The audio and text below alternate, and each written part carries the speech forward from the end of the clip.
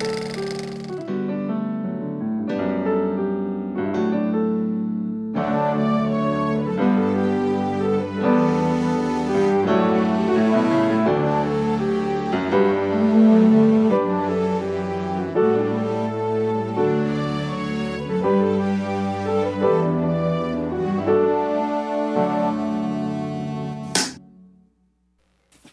Neil. Good morning. How are you? I am very thrilled to be speaking with you today.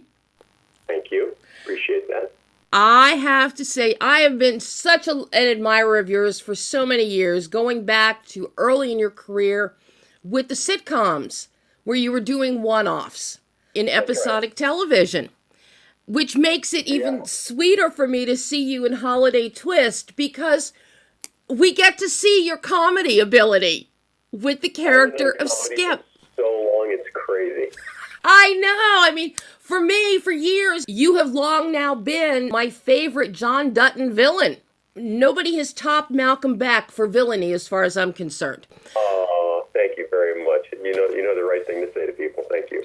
It was such a joy to be in. Look, I've been very blessed to be part of some seriously fantastic productions, and now I get to produce films alongside my wife, Reve, and it's just pretty awesome that the place that I am in my life right now is my wife, Reve, is sitting at my Zoom thing, because I'm useless when it comes to these kinds of things. But it's nice to get back in the world of comedy, because that's where it all started for me. That's why I came out to Hollywood, was to be a comedian, and they basically said, yeah, you don't look that funny. You'd be great in war pictures or sports movies and that kind of stuff. So, and then villains, of course. So now to get back and stretch it out in comedy a little bit was really kind of a lot of fun for me. That's really what had me smiling when I watched the film last night, is to see you back and still having those comedy chops. And it was the role of Skip. You were so charming, so funny. The under the table scene, those scenes were just hilarious. And it's not only the comedy, but it's the heart that you brought to the character of Skip. And the whole dynamic there of, he's not really a bad guy, but he's just trying to find his own way to survive. It was great for me. It was great for me because, everyone knows me so much as being the villain because I won't do sex scenes. So, that kind of dictates what kind of career I'm going to have with 5 kids and an amazing wife. I have to work, right? Yep. So when Stephanie asked me to do this, we created this character with Skip that was just this really kind of, originally this goofy, dumb guy who was just stealing stuff and getting upset at his partner. But then when she wrote the scenes at our house and really kind of showed who my character really was, and you feel for who was kind of the villain of the piece, it was just such a great treat for me to kind of stretch those muscles out again, and a character with with empathy and everything else. It was a great new color in my career that I haven't had a chance to really do before. So I'm very grateful to Stephanie for giving me the opportunity to do it.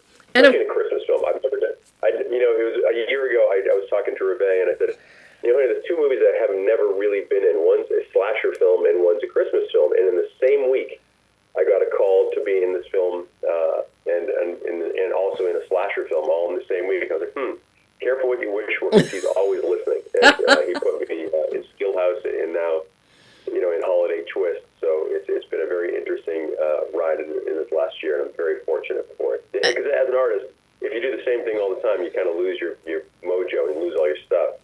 And I always try to keep it different and fresh, and that's why I don't really watch any of my stuff, because I don't want to lean on certain things. I want to always be fresh for the audience and give them the best performance that I can possibly do with a little different twist to each one.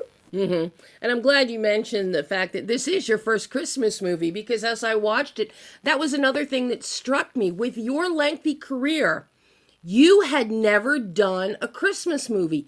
Not even a Christmas movie with a great villain like what Alan Rickman brought to Die Hard. You haven't even had a chance to do that. So I'm thrilled that you are now part of my Christmas cadre for years to come now. Thank you very with holiday I twist. would love to do more. I mean, here's an Irish guy from Boston, and I've never filmed in Boston, never filmed in Ireland, never done Christmas films, all the things that I love, and now I'm getting a chance to do them, which is kind of great.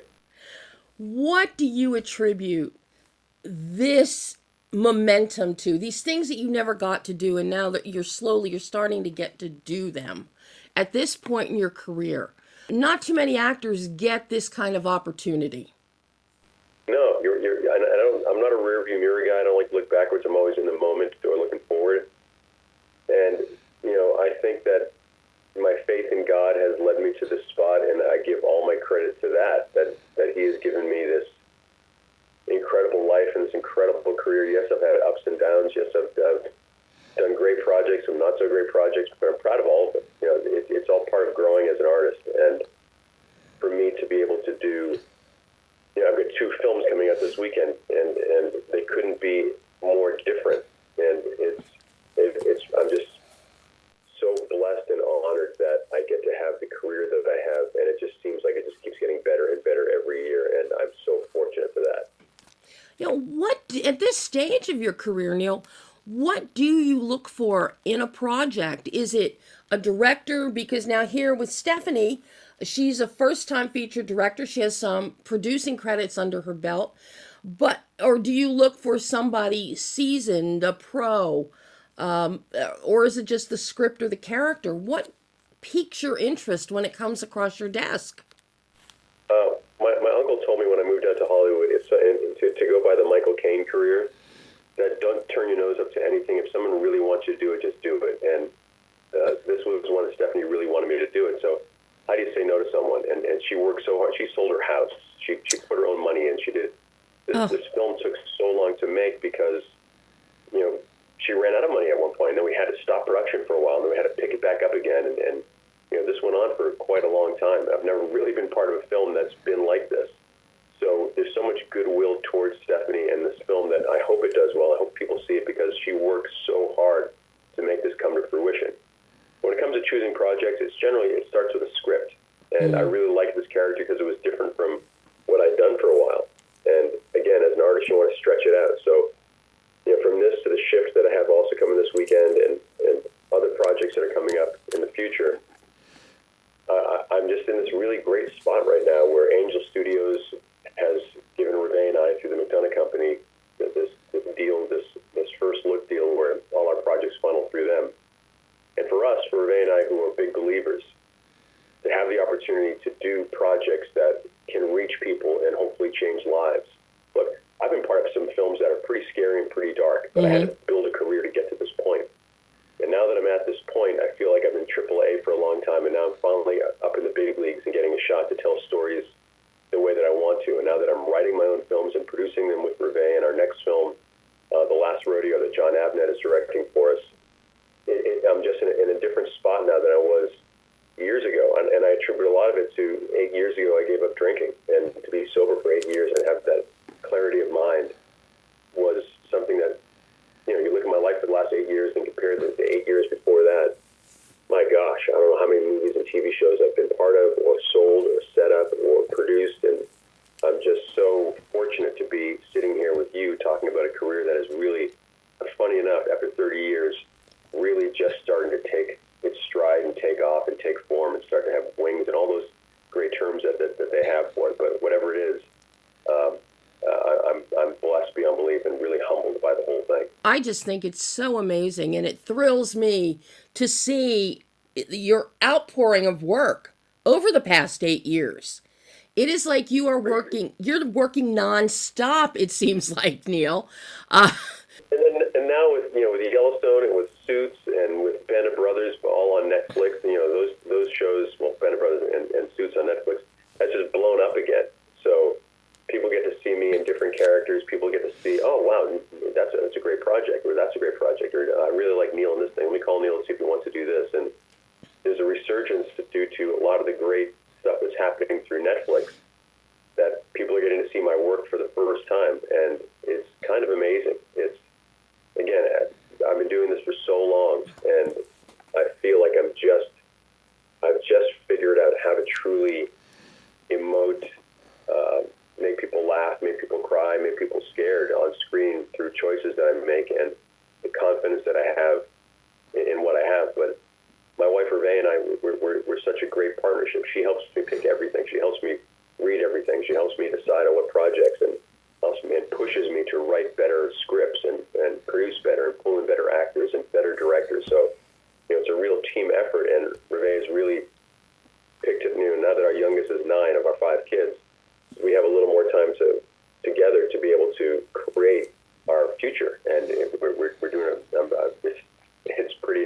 it's awesome. It's really awesome. With all the work that you've been doing, and now with you and Hervé and your own production company culling through projects, how do you balance family, work, and faith so that nothing gets shortchanged?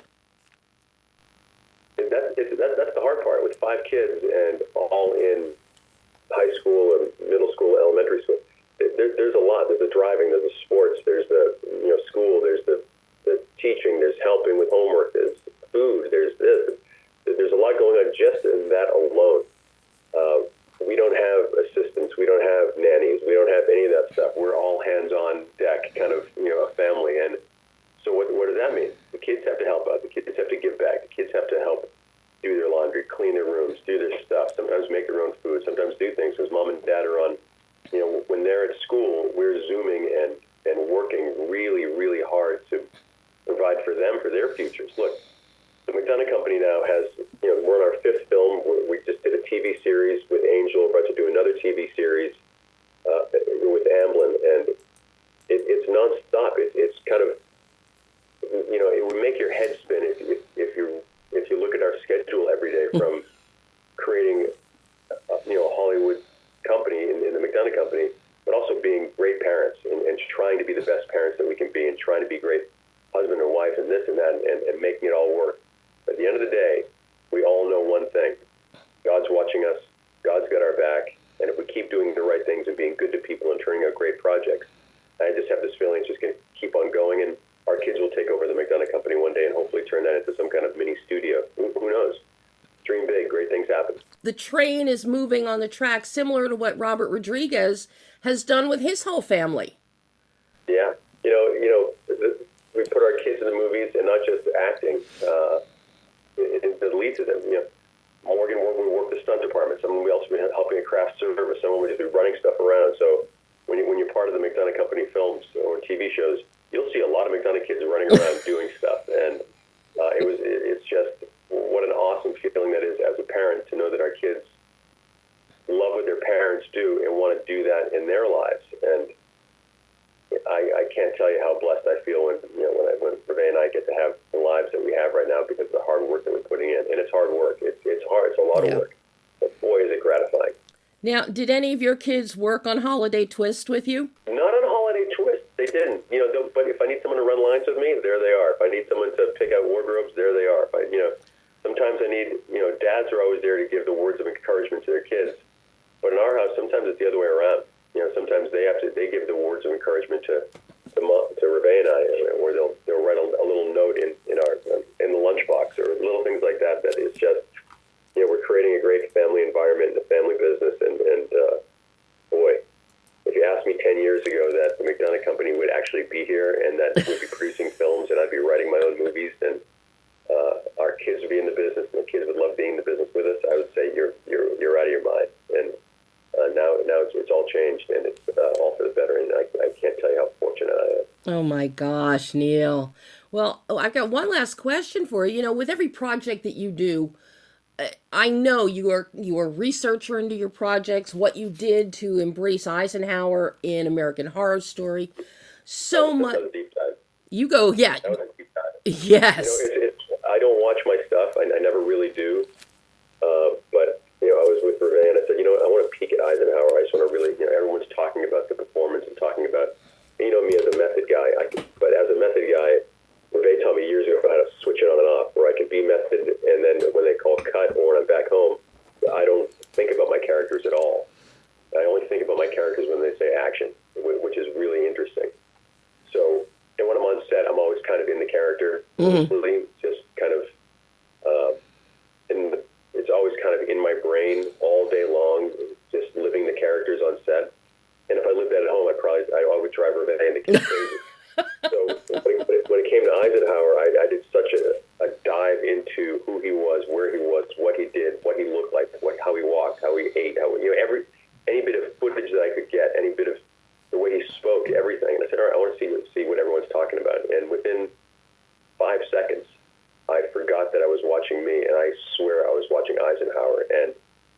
shook me. It was one of those moments of, oh my gosh, where did I go? And also, when I watch myself, it brings me back to, being a method guy, it brings me back to the exact thought process that was going through my head. That's why I can't watch Band of Brothers, because I know the thought process that was going through my head for Buck Compton for that year of filming was really dark. So when I play the good guys, it actually scars me a lot more than playing the bad guys. Mm-hmm. And the bad guys are just kind of fun, tongue-in-cheek.